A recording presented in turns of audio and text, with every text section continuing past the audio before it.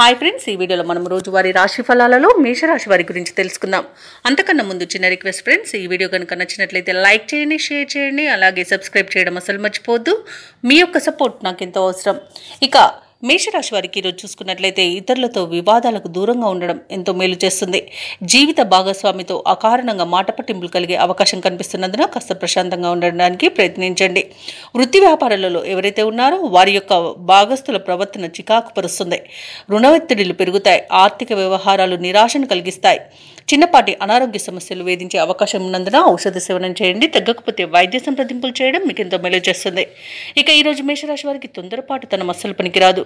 అలాగే విద్యార్థులకు చేసే తప్పిదాల వలన విద్యా నష్టం అనేది ఏర్పడుతుంది. ఉద్యోగస్తులకు లంచాలు తీసుకోవడం వలన ఉద్యోగ నష్టం అనేది ఏర్పడుతుంది.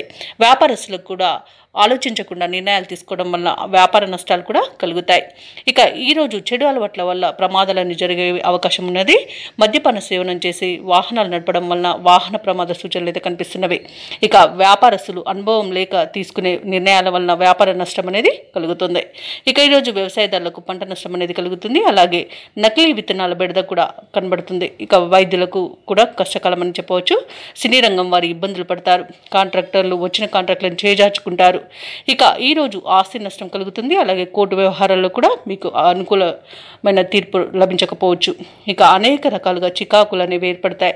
అలాగే ప్రేమికులు విడిపోయే అవకాశం కూడా ఉంది. భార్యాభర్తల మధ్య వివాదాలు మరింత జటిలమవుతాయి.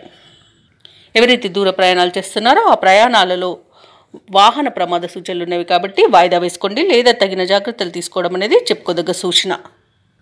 అలాగే మేషరాశి వారికి రోజు రాబడి విషయంలో అసంతృప్తి అనేది ఉంటుంది. ఆకస్మిక ప్రయాణాలు చేస్తారు. దేవాలయాలను సందర్శిస్తారు. దేవాలయాలను సందర్శించినప్పుడు మీరు ముఖ్యంగా గుర్తుంచుకోవాల్సింది మీ ఇష్టదైవం యొక్క ఆరాధన అనేది మీకు మంచి చేస్తుంది కాబట్టి తప్పకుండా ఆ దిశగా ప్రయత్నించండి.